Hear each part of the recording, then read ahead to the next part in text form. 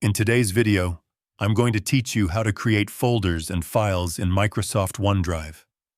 Microsoft OneDrive is a cloud storage service that helps you store, organize, and access your files from anywhere. One of the most important parts of using it effectively is knowing how to create folders and files so you can keep everything well organized and easy to find. To begin, open OneDrive on your computer or through your web browser and sign in with your Microsoft account. Once you are inside your OneDrive dashboard, you will see your main storage area where all your files and folders are displayed.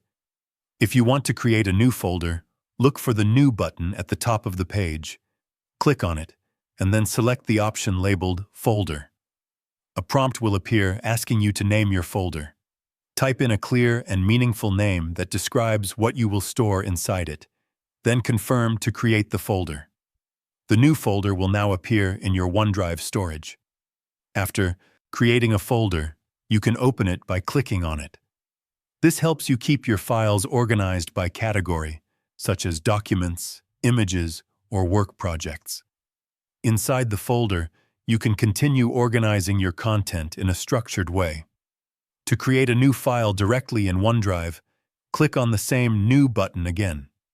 Depending on your setup, you may see options for creating different types of files such as Word documents, Excel spreadsheets, or PowerPoint presentations.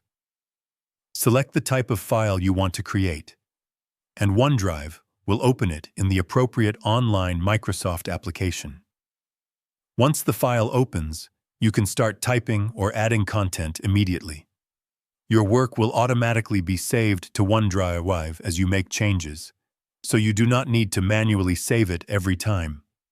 If you prefer, you can also upload existing files from your device into OneDrive instead of creating them from scratch. This helps you move your existing documents into cloud storage for better accessibility and backup. As a helpful tip, try to organize your folders in a clear structure from the beginning. Using separate folders for different tasks or projects will make it much easier to locate your files later. And that's it. You now know how to create folders and files in Microsoft OneDrive. If you found this video helpful, let me know in the comments, give it a like, subscribe to the channel, and don't forget to hit the notification bell.